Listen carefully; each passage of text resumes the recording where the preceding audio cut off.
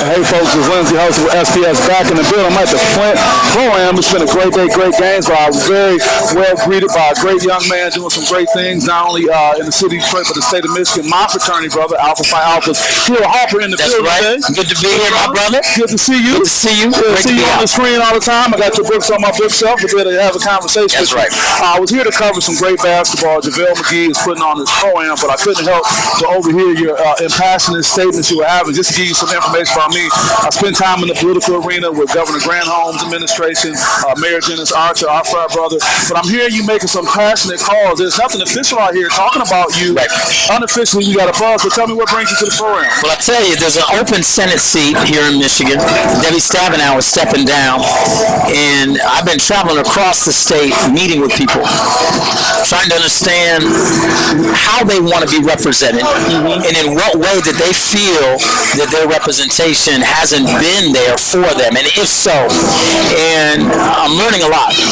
I spent a lot of time here in Flint before COVID, during the water crisis, trying to sign people up for the lawsuit. They was finding that so few people were participating in getting their kids lead tested, signing up for the lawsuit. You're a barrister. You have a legal background. Yes, I went to Harvard Law School, and you start to realize that when people stop trusting the government, a lot of people said, listen, I don't want to have my name, my information. A lot of immigrants thought that it was a front for ICE, and ICE was going to show up for deportation. Oh, wow.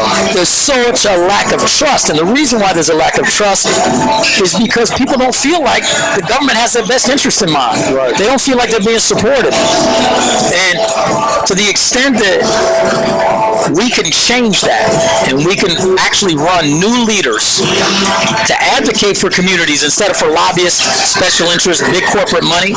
It's a new type of leadership that has to come, I believe, to get trust back into our democracy and to get folks to participate again. I bet you if we walked around this gym, as full as it is, and you ask the percentage of people that actually vote on a regular basis, it's not going to be that high. And I don't blame those people, because here's the deal, voting matters.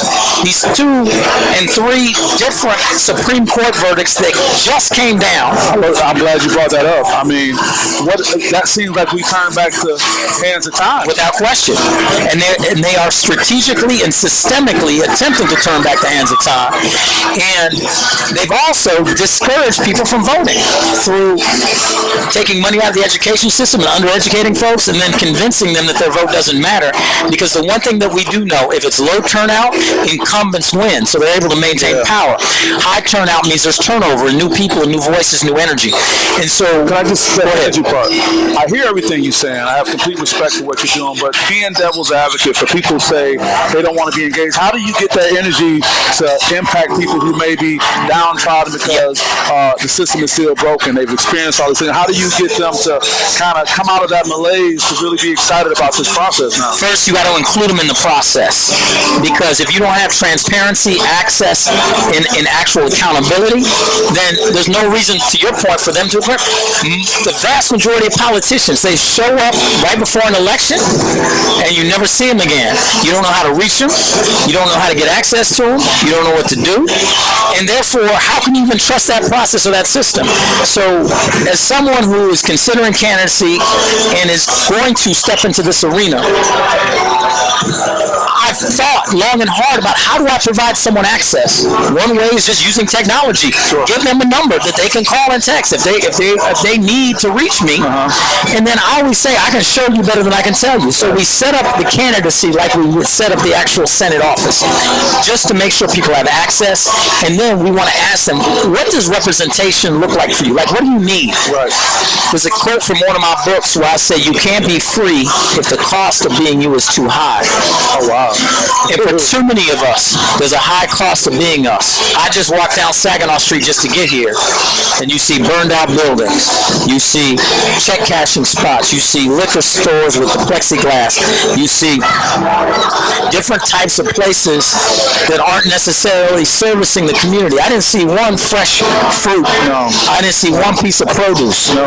You know, I don't even call it a food desert. I call it food apartheid. The reason why I call it food apartheid is because deserts are naturally occurring. Apartheid is a system or a systemic occurring incident. Wow. And so we got to understand the words we use matter. this what is around here is not natural. I understand. Poisoning clear.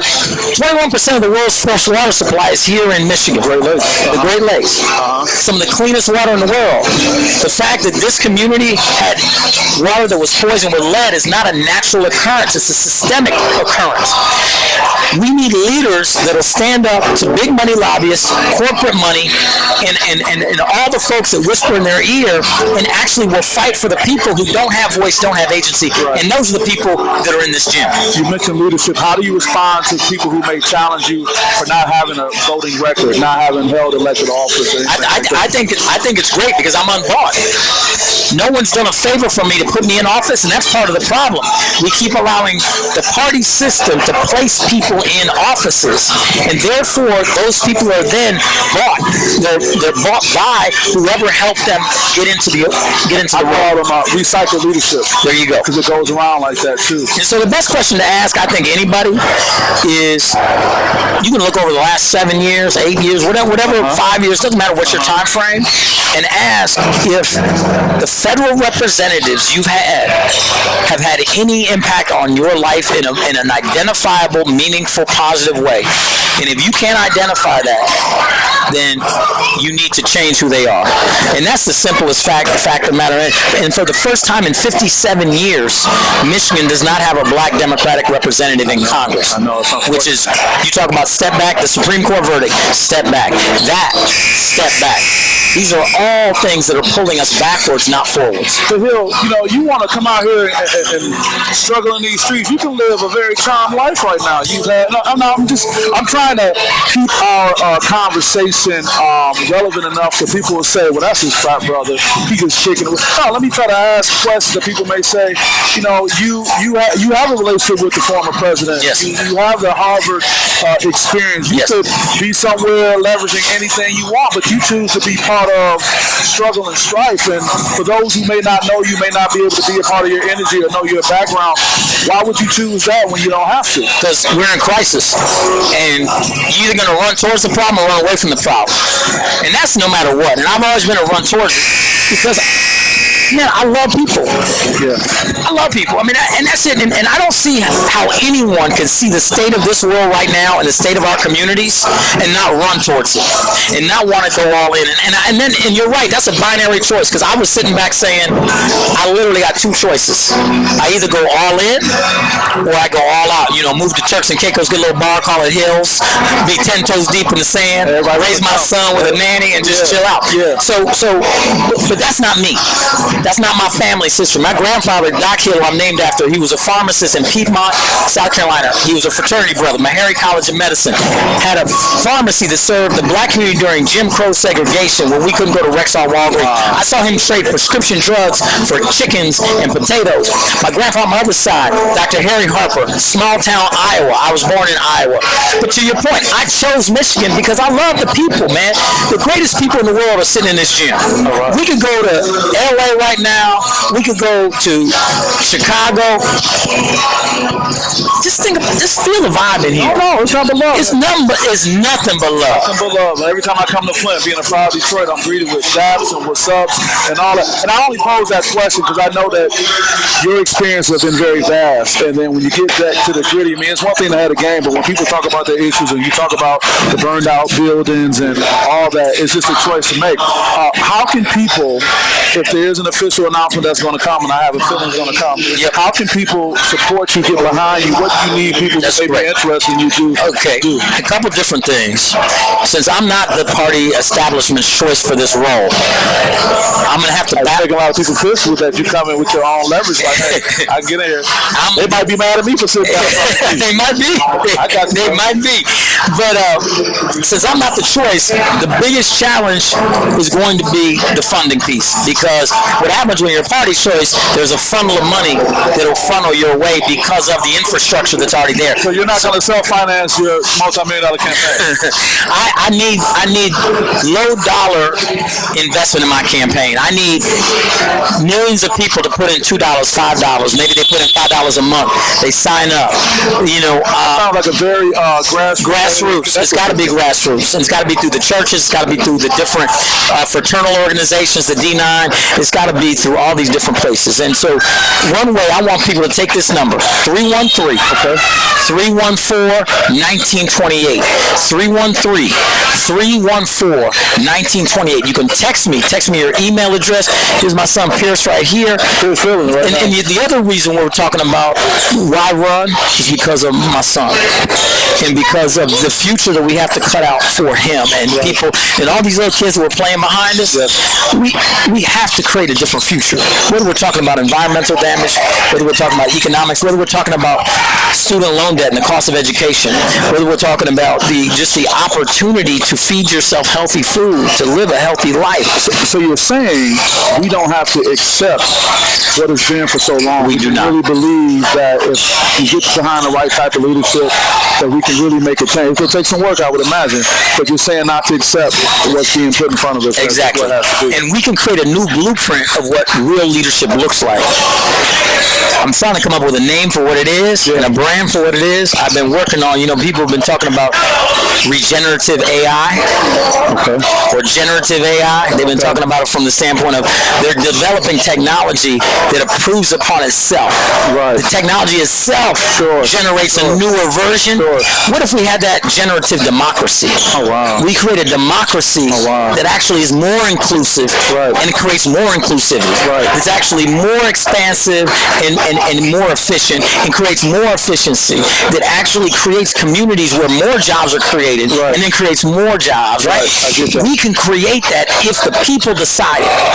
If we decide to do it and push it. And that's why, text me on that number, 313-314-1928. When you said the number, we never said that was going right to you. It's going right to me. That's when I talk about access. It goes right to this phone. And so the point is that we have to change what access looks like. Yeah. We have to stop putting in all these impediments. Your senator works for you. How can you not be able to talk to them? This is what I'm saying. You're the boss. I own a coffee shop in downtown Detroit. Roasting plant. And if I couldn't talk to my employees, what sense would that make? Well, it wouldn't be successful. Let me put my sports psychology hat before we let you out. Please. You got a lot of things you're working on. You've accomplished a lot of things you're working on. What motivates you in the morning to get up and say, I can make this happen? What motivates me is that I know there are so many good people out there that deserve opportunity.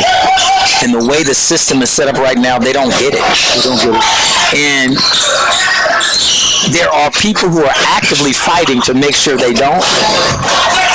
And if you've been blessed, I've been blessed. Yeah. I've been blessed with opportunity. I've been in situations where the situation could have gone wrong, and I would be a statistic, but it went right. Yeah. And you're here to I'm here to talk about it. Interactions with the police could have gone wrong, but it went right.